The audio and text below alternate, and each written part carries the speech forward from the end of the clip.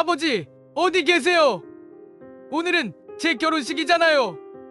정말 저 미치는 꼴 보고 싶어서 이러세요?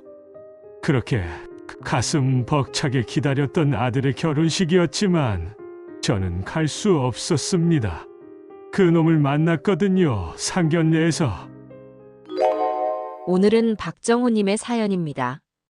시작 전 무료로 하실 수 있는 구독과 좋아요를 눌러주시면 매일 새로운 감동 이야기를 가장 먼저 시청하실 수 있습니다. 사연 시작합니다. 안녕하세요. 저는 경북 안동에 사는 박정호라고 합니다.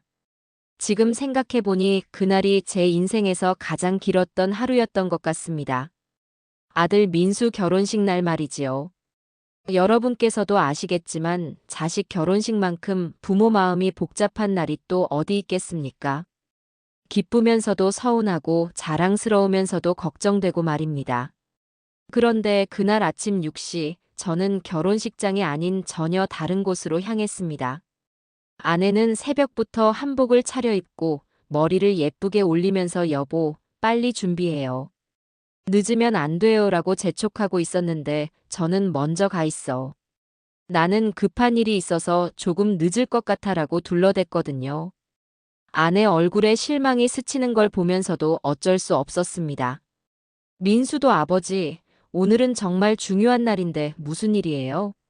라며 걱정스러운 표정을 지었지만 저는 곧 갈 테니까 걱정하지 말아라고만 할 수 있었어요. 가족들은 아마 저를 찾으며 난리가 났을 텐데요. 결혼식 시작 시간이 되어도 신랑 아버지가 나타나지 않으니 얼마나 당황스러웠겠습니까? 하객들 앞에서 얼마나 민망했을까 생각하니 지금도 가슴이 아픕니다. 아이고 참, 그때 말이지요. 제가 왜 그런 선택을 할 수밖에 없었는지 모르시니까 모두들 화가 났던 거겠지요. 사실 저는 30년 전부터 그 사돈을 알고 있었습니다. 아니, 정확히는 그놈이 누군지 한동안 몰랐었지요. 1975년 봄이었나요? 그때 저는 30대 중반의 혈기왕성한 나이였습니다. 새벽 5시에 일어나 철물점 문을 열고 밤 9시가 넘어서야 문을 닫는 성실한 사업가였어요. 작은 사업이었지만 가족을 책임지려 애쓰던 때였습니다. 그런데 어떤 자가 저에게 접근해서 큰 돈을 벌 수 있다며 감언이설로 속였습니다. 그때는 전화도 귀하던 시절이라 직접 가게로 찾아와서 이야기를 나눴는데 그자의 말솜씨가 보통이 아니더군요. 말 한마디 한마디에 사람을 홀리는 재주가 있었어요. 박 사장님 같은 분이면 충분히 성공하실 수 있습니다. 안동에서도 손꼽히는 성실한 사업가라고 소문이 자자하더군요라며 저를 치켜 세우더라고요. 그때 제가 얼마나 우쭐했는지 모릅니다. 지금 생각해보니 그놈이 미리 저에 대해 조사를 해왔던 것 같아요.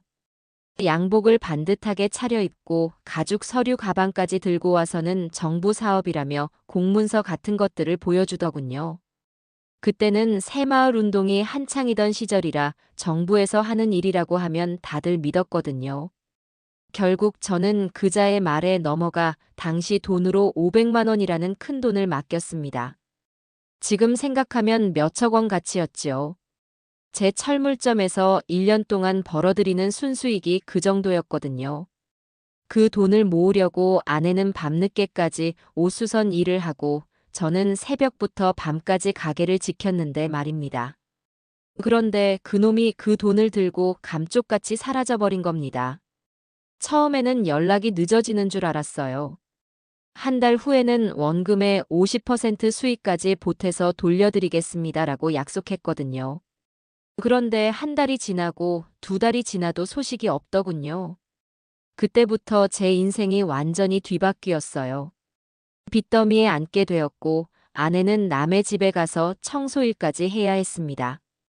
어린 민수도 다른 아이들은 다 사먹는 아이스크림이나 과자를 사달라고 조르지도 못하고 눈치만 보며 자랄 수밖에 없었고요. 제가 아버지로서 얼마나 미안했는지 모릅니다. 그런데 세상에나 30년이 지나서 아들이 결혼한다며 데려온 예비 사돈을 보는 순간 제 온몸에 소름이 돋더군요. 머리는 희끗희끗해졌고 주름도 많이 늘었지만 그놈이었습니다. 그 간교한 눈빛과 말투, 사람을 홀리는 그 특유의 미소까지 그대로더라고요. 나중에야 알았지만 그놈은 이제 제법 큰 회사를 운영하는 사업가가 되어 있었습니다. 아마 제 돈을 포함해서 수많은 사람들을 속여서 모은 돈으로 사업을 키운 모양이더군요. 그 순간부터 제 머릿속은 온통 복잡했습니다. 아들은 환한 얼굴로 좋아하며 예비 장인어른을 소개시켜 주는데 저는 그놈 앞에서 억지로 웃으며 인사를 해야 했거든요. 안녕하십니까? 사돈어른이라고 말하는 제 입에서 쓴맛이 돌더군요. 마치 독을 마시는 기분이었습니다. 그날이 2005년 가을이었는데 민수가 아버지, 장인어른이세요라며 소개해주는 순간 제 다리가 후들거렸어요. 30년 동안 잊으려 해도 잊히지 않던 그 얼굴이 바로 눈앞에 있으니 말입니다.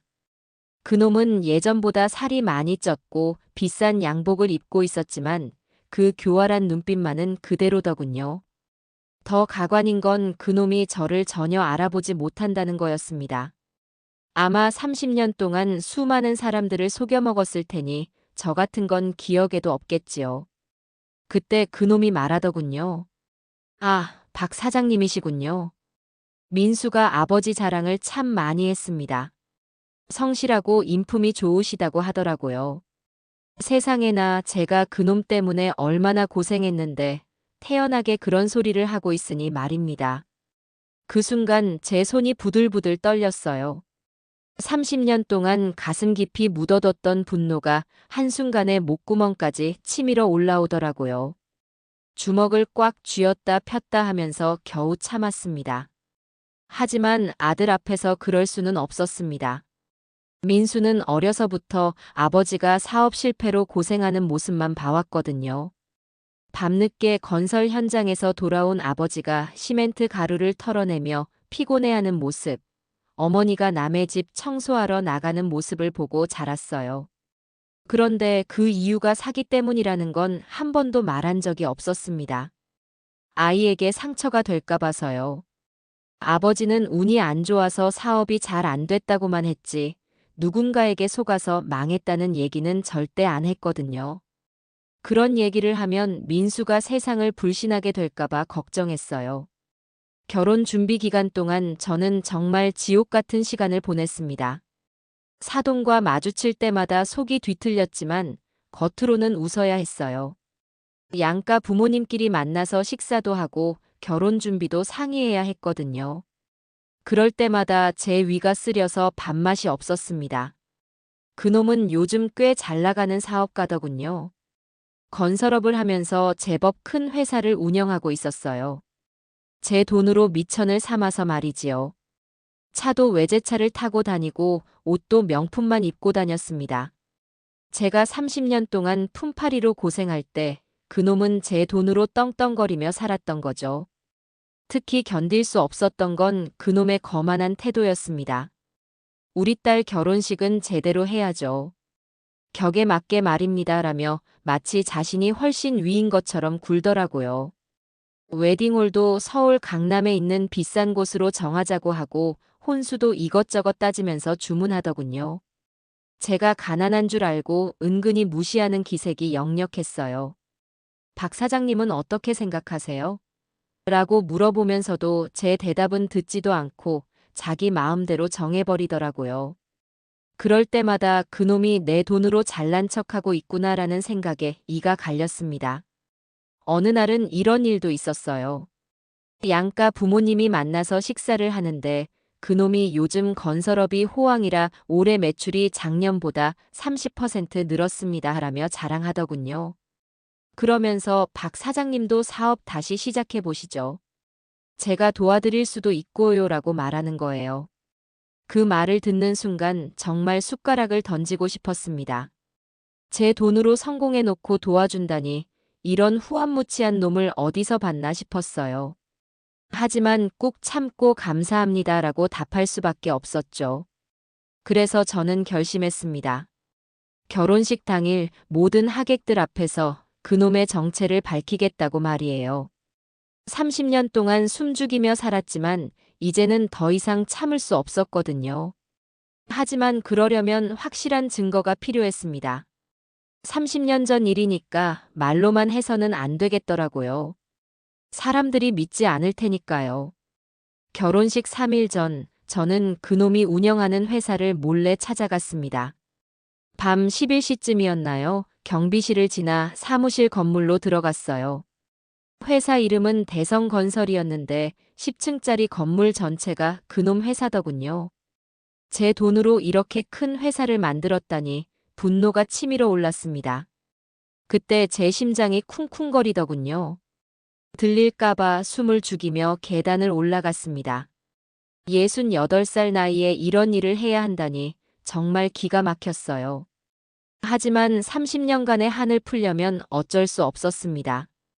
사무실 문 앞에 서니 등에 식은땀이 줄줄 흘렸습니다.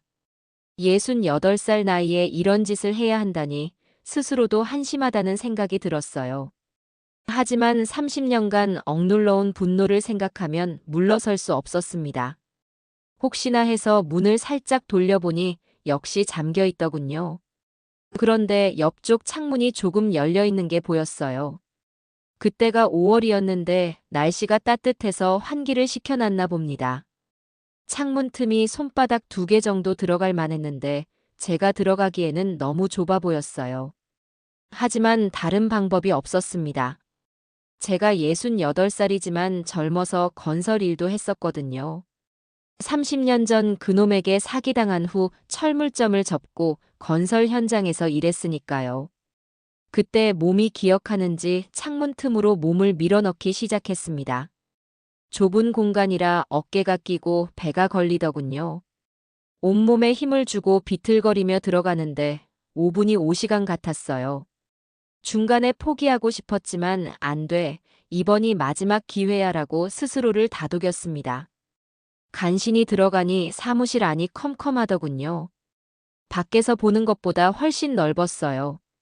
핸드폰 불빛으로 주변을 살펴보는데 정말 호화롭게 꾸며져 있었습니다. 가죽 소파에 고급 책상, 벽에는 각종 상장들이 걸려 있더군요. 우수 기업상, 모범 납세자상 이런 것들 말이에요. 제 돈으로 이런 걸 받고 있다니 정말 기가 막혔습니다. 책상 위에 서류들이 가지런히 정리되어 있었는데 대부분 건설 관련 계약서들이었어요. 수십억 원짜리 공사 계약서도 보이더군요. 그런데 서랍을 하나씩 열어보니 모두 잠겨 있었습니다. 첫 번째 서랍부터 네 번째 서랍까지 모조리 자물쇠가 채워져 있더라고요. 아이고 참, 그놈도 나름 조심스럽게 하는구나 싶었어요. 아마 중요한 서류들은 다 서랍에 넣어놨을 텐데 열 방법이 없었습니다. 그때 복도 쪽에서 딸그락, 딸그락 하는 소리가 들렸어요. 누군가 계단을 올라오는 발소리였습니다. 제 심장이 목구멍까지 올라오더군요. 이제 들켰구나 싶어서 급하게 책상 밑으로 숨었어요. 무릎이 아프고 허리가 결리는데도 꼼짝할 수 없었습니다. 발소리가 점점 가까워지더니 복도에서 멈췄어요. 그리고 저희 사무실 앞에서 서성거리는 소리가 났습니다. 이상하네, 불이 꺼져 있는데 왜 이런 소리가 나지? 경비원 목소리였어요. 아마 제가 창문으로 들어올 때 소리가 났나 봅니다. 문 너머로 들리는 소리에 제 입안이 바짝 말랐습니다. 혀가 입천장에 달라붙는 것 같았어요. 손이 부들부들 떨리는 걸 어쩔 수가 없었고 무릎도 후들거렸습니다. 그 순간 경비원이 문을 열려고 하는 소리가 났어요. 끼익 하는 소리와 함께 문고리를 돌리는 게 느껴졌습니다. 제 심장 소리가 너무 커서 경비원이 들을까봐 걱정됐어요. 쿵쿵쿵 하고 마치 북을 치는 것 같았거든요. 다행히 문이 잠겨 있어서 열리지 않았지만 경비원이 의심을 품고 있는 게 분명했습니다. 아까 분명히 소리가 났는데 하면서 중얼거리는 소리가 들렸어요. 그리고 몇 분 더 서성거리다가 천천히 발소리가 멀어졌습니다. 발소리가 완전히 사라질 때까지 책상 밑에서 꼼짝도 못했어요. 무릎은 저리고 허리는 아픈데 혹시나 해서 10분은 더 기다렸습니다. 그런데 그때 뭔가 손에 걸리는 게 있더군요. 책상 밑면을 만져보니 뭔가 울퉁불퉁한 게 붙어 있었어요. 자세히 보니 서류 봉투 하나가 테이프로 단단히 붙어 있었습니다. 이게 뭐지? 싶어서 조심스럽게 떼어냈어요. 봉투가 꽤 두툼했는데 안에 뭔가 많이 들어있는 것 같았습니다. 봉투를 열어보니 세상에나 옛날 사진들과 서류가 잔뜩 들어있더라고요. 핸드폰 불빛으로 하나씩 들여다보는데 그 중에 제가 찾던 게 있었어요. 1975년 5월에 찍힌 사진이었는데 그놈이 저와 악수하고 있는 모습이 선명하게 나와 있었습니다. 사진 속에 저는 정말 젊었어요. 머리도 까맣고 얼굴도 동글동글했죠. 그때는 희망에 가득 차 있었거든요. 그런데 그놈과 악수하며 환하게 웃고 있는 제 모습을 보니 눈물이 날 것 같았습니다. 그때는 몰랐지만 제 인생을 망칠 악마와 악수하고 있었던 거니까요. 뒷면에는 그놈 필체로 박정호 씨와 투자계약 체결 마이너스 500만 원이라고 적혀 있더군요. 날짜도 정확히 1975년 5월 15일이라고 써 있었어요. 아마 그놈이 기념으로 남겨뒀나 봅니다. 자신의 작품을 자랑하려고 말이에요. 그런데 더 놀라운 건 다른 사진들이었어요. 저 말고도 수십 명의 사람들과 비슷한 사진들이 있었거든요. 모두 악수하고 있는 사진인데 뒷면에는 각각 이름과 금액이 적혀 있었습니다. 김영수 씨 마이너스 300만 원, 이철수 씨 마이너스 700만 원 이런 식으로요. 그제야 깨달았습니다. 그놈은 30년 동안 계속해서 같은 수법으로 사람들을 속여왔다는 걸 말이에요. 제가 당한 게 우연이 아니라 치밀하게 계획된 사기였던 거죠. 사진만 봐도 수십 명은 되더군요. 이 사람들이 속아서 낸 돈이 모두 합쳐지면 수억 원은 될 것 같았어요. 사무실에서 그 증거들을 찾은 후 저는 더 확실한 증거가 필요하다고 생각했습니다. 사진만으로는 부족했거든요. 30년 전 일이니까 사람들이 옛날 사진 하나로 뭘 증명하겠다는 거냐고 할 수도 있잖아요. 그래서 그 다음 날 밤에도 다시 그놈의 회사로 향했어요. 이번에는 좀 더 조심스럽게 접근했습니다. 어제 경비원이 의심했으니까 더 신중해야 했거든요. 밤 10시쯤 회사 주변을 맴돌면서 경비원 순찰 시간을 파악했어요. 대략 1시간에 한 번씩 건물을 돌아본다는 걸 알았습니다. 그런데 놀랍게도 10층 사무실에 불이 켜져 있더군요. 이상했어요. 밤 10시가 넘었는데 누가 있을까 싶어서 조심스럽게 창문 쪽으로 다가갔습니다. 어제 들어간 창문 옆에 비상계단이 있어서 거기로 올라가 봤어요. 창문 너머로 살짝 들여다보니 그놈이 사무실에 혼자 앉아 있었습니다. 책상에 앉아서 전화 통화를 하고 있더군요. 목소리가 꽤 컸는지 창문 너머로도 들렸어요. 제가 가까이 다가가서 귀를 기울이니 소름이 돋는 말들이 들렸습니다. 이번 건도 마찬가지야. 농기계 투자라고 하면 시골 사람들은 다 넘어와. 그 말을 듣는 순간 제 온몸에 소름이 돋더군요. 지금도 똑같은 수법을 쓰고 있다는 뜻이었거든요. 30년이 지났는데도 여전히 같은 방식으로 사람들을 속이고 있었던 거예요. 정부 사업이라고 하니까 의심도 안 하고 말이야. 특히 나이 든 사람들은 애국심까지 들먹이면 저절로 지갑을 열어. 제가 핸드폰으로 녹음을 시작했는데 그때 그놈이 더 충격적인 말을 하더군요. 전화기 너머 상대방이 뭔가 질문했나 봐요. 그놈이 웃으면서 대답했거든요. 30년 전에 안동에서 철물점 하던 박정호라는 놈도 그렇게 해서 500만 원 뜯었지. 그 돈으로 사업 미천을 마련했으니 고마워해야 할 판인데. 하하하. 세상에나 그놈이 저를 기억하고 있었던 겁니다. 기억 못하는 척했지만 알고 있었던 거죠. 그 순간 제 온몸에 피가 거꾸로 솟구쳤어요. 손이 부들부들 떨리고 이가 딱딱 부딪혔습니다. 30년 동안 제 가족이 얼마나 고생했는데 그걸 가지고 웃고 있다니 말입니다. 그때는 진짜 신났지. 시골 철물점 주인이 500만 원씩이나 갖고 있을 줄 몰랐거든. 원래 200만 원 정도만 받으려고 했는데 말이야. 그놈의 목소리에서 조금의 죄책감도 느껴지지 않았어요. 오히려 자랑스러워하는 것 같았습니다. 제가 얼마나 고생했는지, 제 가족이 얼마나 힘들었는지는 전혀 신경 쓰지 않고 있더군요. 그놈이 계속 말하더군요. 그런데 재밌는 게 그 박정호 놈 아들이 우리 딸과 결혼한다는 거야.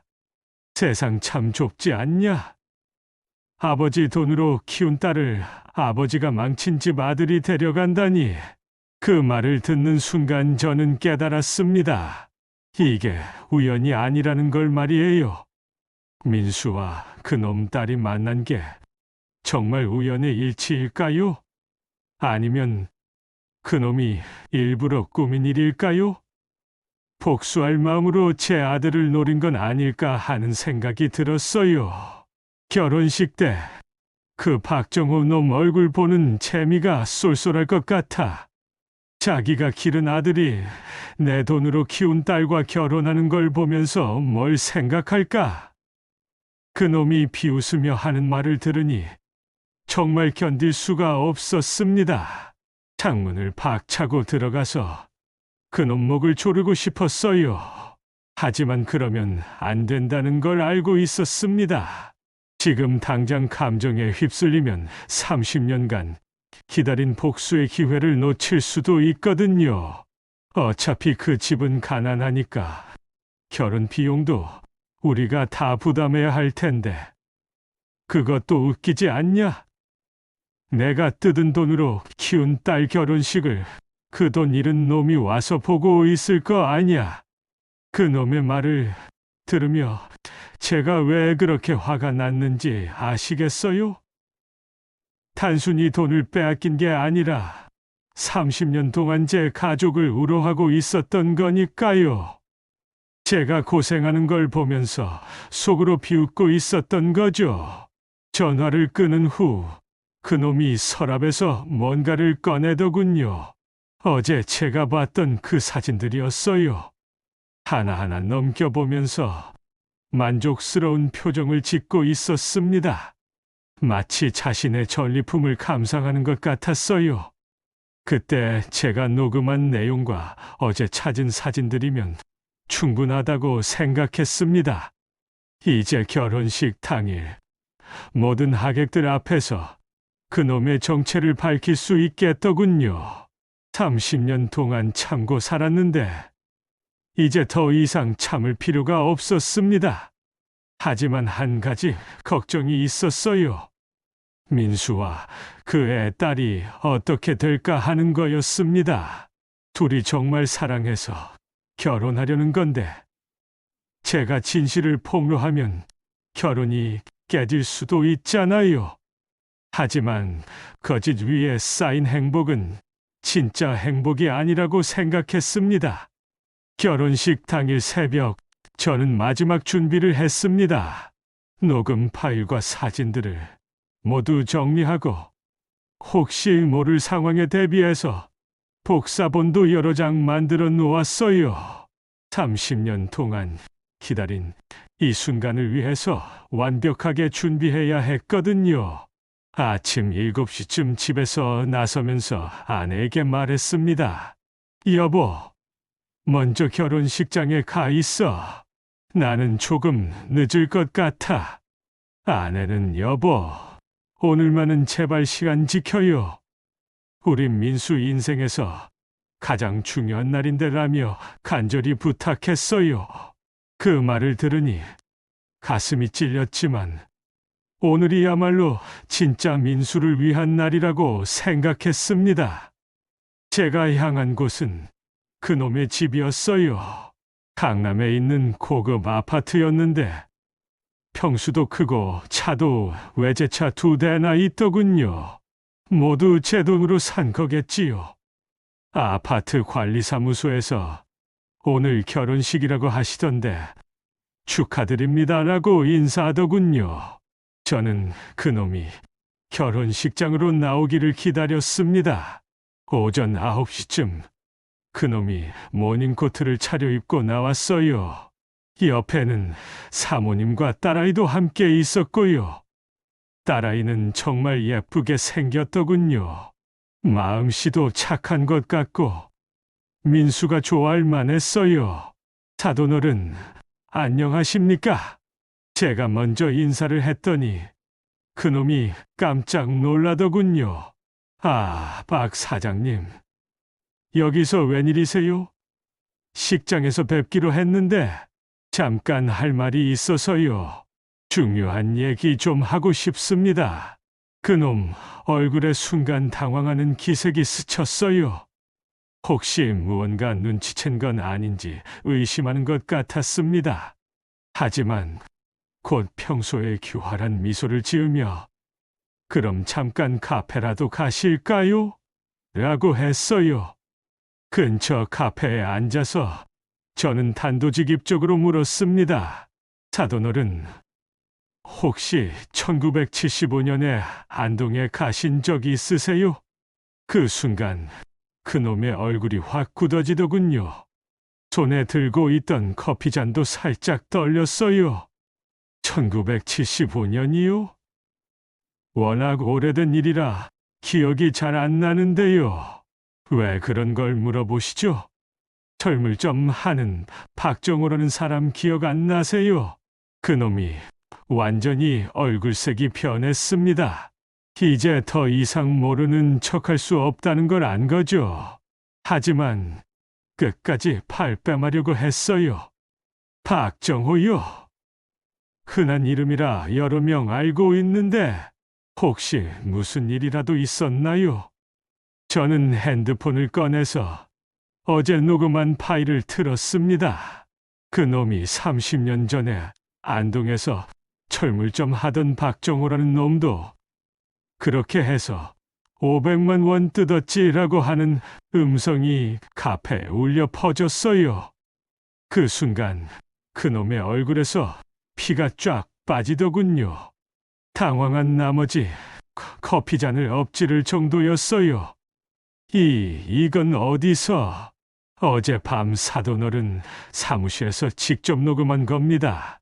30년 전 사진도 찾았고요. 제가 사진을 보여주자 그놈이 완전히 무너져 내렸습니다. 더 이상 변명할 여지가 없었거든요. 그때 그놈이 갑자기 무릎을 꿇더군요. 박 사장님, 죄송합니다. 정말 죄송합니다. 제가 젊었을 때 너무 못된 짓을 했어요. 용서해 주세요. 하지만 30년 늦은 사과였어요. 그것도 들켜서 어쩔 수 없이 하는 사과 말입니다. 사돈어른, 이제 와서 사과한다고 뭐가 달라지나요? 제 가족이 30년 동안 얼마나 고생했는지 아세요? 그럼 어떻게 하면 되겠습니까? 돈을 갚아드릴게요. 이자까지 계산해서 다 갚아드릴 테니까 제발. 그놈이 울면서 매달렸지만 저는 마음이 움직이지 않았어요. 30년 전에 사과했다면 모를까. 지금 와서 용서해달라니 말이 안 되죠. 오늘 결혼식장에서 모든 하객들 앞에서 진실을 밝히겠습니다. 사돈어른이 어떤 사람인지 다들 알아야 해요. 안 됩니다. 제발 아이들만은, 민수와 우리 딸만은 생각해 주세요. 아이들이 무슨 죄가 있어요? 그 말을 들으니 잠시 머뭇거려졌어요. 정말 아이들에게는 죄가 없었거든요. 하지만 거짓 위에 세워진 관계가 진정한 행복을 가져다 줄 수 있을까요? 결국 저는 그놈을 두고 결혼식장으로 향했습니다. 오전 11시. 식이 시작되기 1시간 전이었어요. 식장 앞에 도착하니 벌써 하객들이 많이 와 있었고 제 가족들이 저를 기다리고 있었습니다. 민수가 달려와서 아버지 어디 계셨어요? 정말 걱정했어요라고 했어요. 신랑 옷을 차려입은 민수를 보니 마음이 복잡했습니다. 곧 아들의 인생이 완전히 바뀔 텐데 말이에요. 민수야, 아버지가 너에게 중요한 얘기가 있다. 지금이요? 곧 식이 시작되는데요. 지금 해야 하는 얘기야. 너희 장인어른에 대해서 말이다. 그때 식장 문이 열리면서 그놈이 들어왔어요. 얼굴이 창백하고 눈이 빨갛게 충혈되어 있었습니다. 저를 보더니 다급하게 다가왔어요.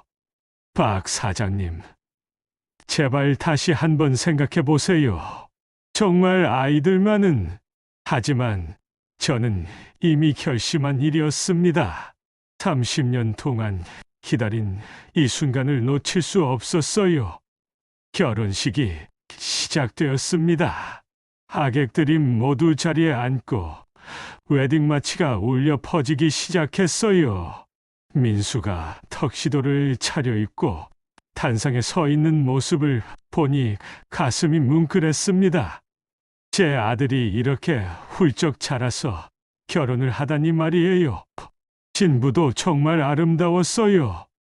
하얀 드레스를 입고 천천히 버진로드를 걸어오는 모습이 천사 같았습니다.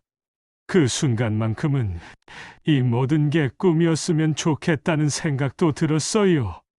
하지만 진실은 밝혀져야 했습니다. 사회자가 이제 양가 부모님께서 인사 말씀을 해주시겠습니다라고 안내했어요. 먼저 그놈이 일어나서 마이크를 잡았습니다. 떨리는 목소리로 안녕하십니까? 신부 아버지 김대성입니다라고 인사했어요. 김대성, 그게 그놈의 진짜 이름이었군요. 30년 전에는 다른 이름을 댔었는데 말입니다. 그놈이 계속 말했어요. 오늘 이렇게 좋은 자리에서 훌륭한 사돈어른과 인연을 맺게 되어 영광입니다. 하객들이 박수를 치는 사이 그놈이 저를 간절한 눈빛으로 바라봤어요. 마지막까지 제발 말하지 말아달라는 표정이었죠. 하지만 저는 이미 결심한 바였습니다. 제 차례가 되었습니다. 천천히 일어서서 마이크를 잡으니 식장이 조용해졌어요. 200여 명의 하객들이 모두 저를 바라보고 있었습니다. 민수도 아버지가 무슨 말을 할지 기대하는 눈빛이었고요. 안녕하십니까? 신랑 아버지 박정호입니다. 먼저 차분하게 인사를 했어요. 그리고 잠시 숨을 고르며 말을 이었습니다. 오늘 이 자리에서 여러분께 꼭 말씀드리고 싶은 이야기가 있습니다.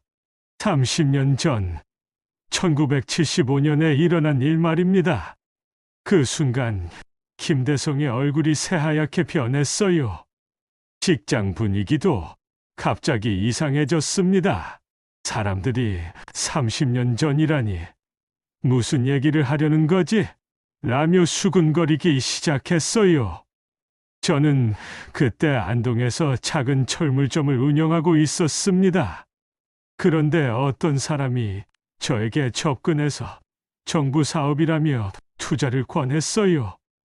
새마을운동 관련 농기계 사업이라고 했죠. 하객들이 더욱 집중하기 시작했습니다.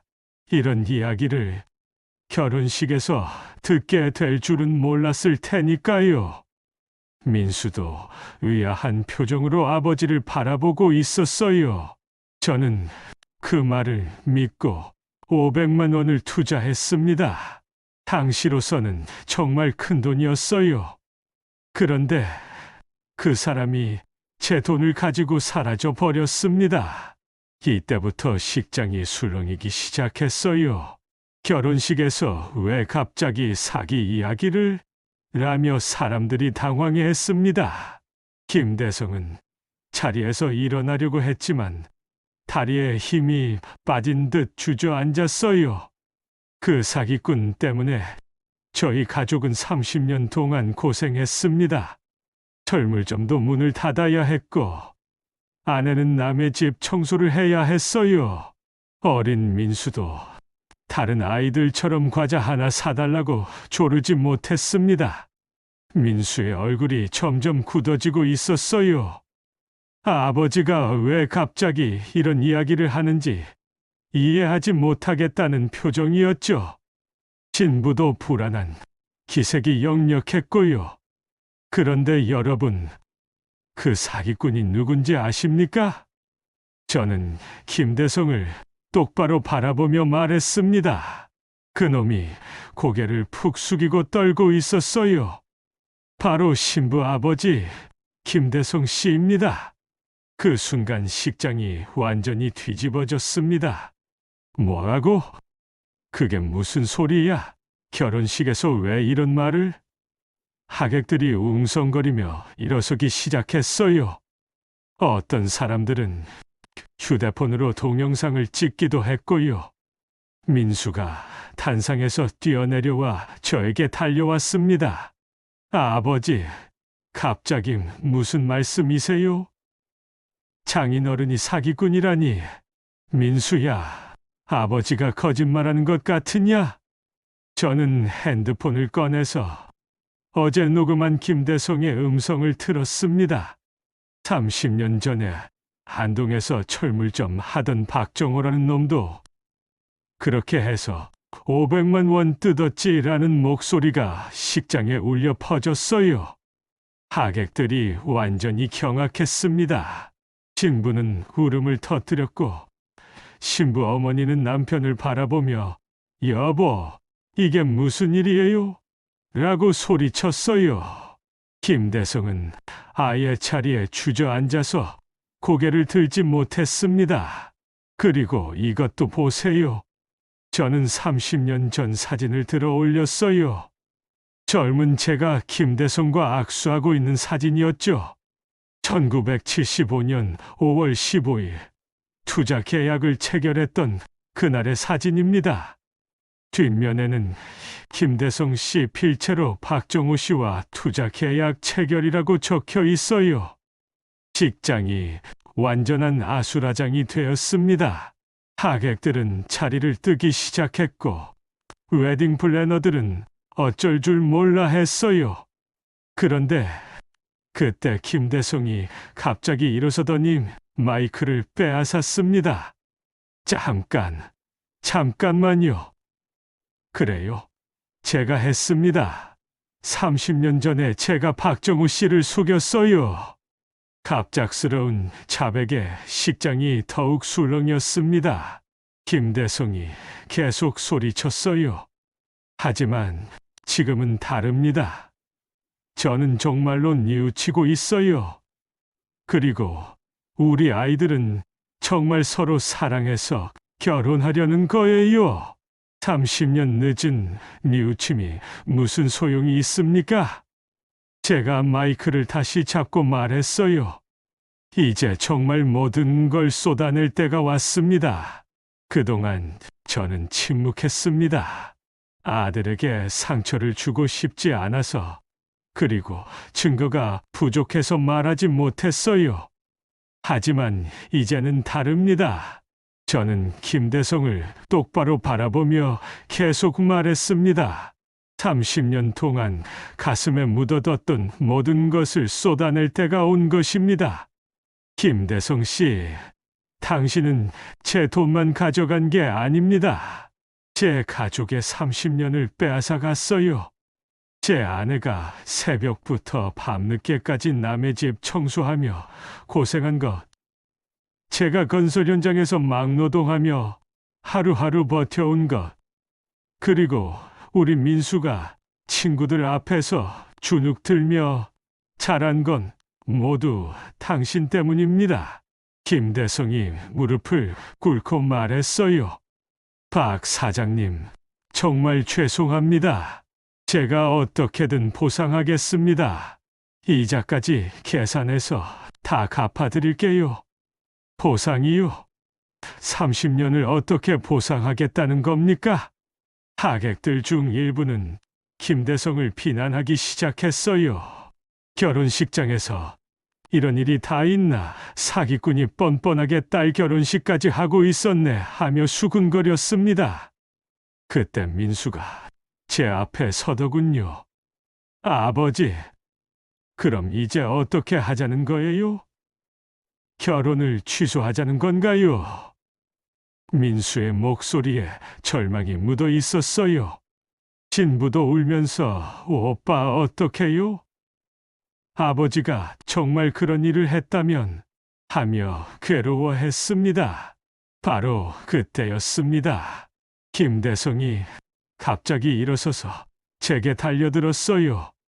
당신이 뭔데 우리 가족을 이렇게 망치려고 하는 거야? 순간 저를 밀치려고 했는데 68살 노인을 향해 주먹을 휘두르려는 것까지 보였어요. 하지만 저는 30년 동안 건설 현장에서 몸을 단련해 왔습니다. 그놈의 손목을 잡고 비틀어서 제압했어요. 김대성, 지금까지도 반성하지 않고 있구나. 놓아, 놓으라고. 김대성이 발버둥치는 모습을 보며 하객들이 더욱 경악했습니다. 결혼식장에서 신부 아버지가 신랑 아버지에게 폭력을 휘두르려는 상황이었으니까요. 여러분이 다 보셨죠? 이 사람의 진짜 모습을 말입니다. 30년 전에도 이런 식으로 사람들을 속이고 돈을 빼앗았어요. 그때 경찰이 들어왔습니다. 누군가 신고했나 봅니다. 경찰관들이 상황을 파악하더니 김대성을 제지했어요. 진정하시고 무슨 일인지 차근차근 설명해 주세요. 저는 경찰에게 모든 증거를 보여줬습니다. 녹음 파일, 사진, 그리고 그동안 수집한 다른 피해자들의 자료까지 말이에요. 경찰관이 자료들을 확인하더니 고개를 끄덕였어요. 이 정도면 충분한 증거가 될 것 같습니다. 김대성 씨, 동행해 주시죠. 김대성이 수갑을 차게 되자 신부가 더욱 큰 소리로 울었어요. 아빠가 정말 그런 일을 했어요? 어떻게 이럴 수가 있어요? 그 모습을 보니 제 마음도 편하지 않았습니다. 아무리 복수라지만 순수한 아이들까지 상처받게 하는 건 원하지 않았거든요. 민수야, 미안하다. 저는 아들에게 다가가서 말했어요. 아버지가 너에게 이런 상처를 주게 되어서 정말 미안해. 하지만 거짓 위에 세워진 관계는 진정한 행복을 가져다 주지 못한다고 생각한단다. 민수가 고개를 끄덕였어요. 아버지, 이제야 이해해요. 왜 그동안 그렇게 힘들어 하셨는지, 왜 장인어른을 볼 때마다 표정이 어두워지셨는지. 신부도 눈물을 닦으며 다가왔습니다. 박 아저씨, 아버지가 정말 그런 잘못을 했다면 저도 사과드려야겠어요. 아버지, 대신 죄송하다고 말씀드리고 싶어요. 그 순간 제 마음이 누그러졌습니다. 이 아이는 정말 착한 아이였어요. 아버지의 죄 때문에 상처받을 이유가 없었죠. 아이야, 너는 아무 잘못이 없어. 아버지의 죄가 딸에게까지 이어질 이유는 없단다. 그리고 민수와 신부를 모두 바라보며 말했어요. 너희가 정말 서로 사랑한다면 이 일이 너희 사이를 갈라놓을 이유는 없다. 다만 진실을 바탕으로 새로 시작해야 할 뿐이야. 김대성이 경찰차에 타기 전에 마지막으로 저에게 말했어요. 박 사장님, 정말 죄송했습니다. 평생 속죄하며 살겠습니다. 이제서야 진심 어린 사과 같았어요. 30년 늦었지만 말입니다. 며칠 후 김대성은 사기 혐의로 정식 기소되었습니다. 30년 전 일뿐만 아니라 그동안 다른 사람들을 속인 일들까지 모두 드러났어요. 제가 찾은 그 사진들 덕분에 수많은 피해자들이 뒤늦게나마 진실을 알게 되었습니다. 민수와 그 아이는 1년 후에 조용히 결혼식을 다시 올렸어요. 이번에는 진실을 바탕으로 한 진정한 사랑의 출발이었습니다. 저는 그 결혼식에서 정말 마음 편히 축복해 줄 수 있었어요. 지금 생각해보니 30년이라는 시간이 결코 헛되지 않았습니다. 그 시간이 있었기에 진짜 정의가 무엇인지, 진짜 용서가 무엇인지 배울 수 있었거든요. 그리고 가장 중요한 건 제 아들이 정직한 사람으로 자랐다는 것입니다. 여러분께서도 아시겠지만 때로는 참는 것만이 능사가 아니에요. 잘못된 것에 맞서 싸울 용기도 필요합니다. 비록 늦었지만 저는 제 가족의 명예를 되찾을 수 있었고 그것만으로도 충분히 의미 있는 일이었다고 생각합니다. 오늘의 사연은 어떠셨나요? 긴 이야기 들어주셔서 감사합니다. 앞으로도 이런 사연들을 더 들려드릴 수 있도록 구독과 좋아요, 그리고 알림 설정 부탁드립니다.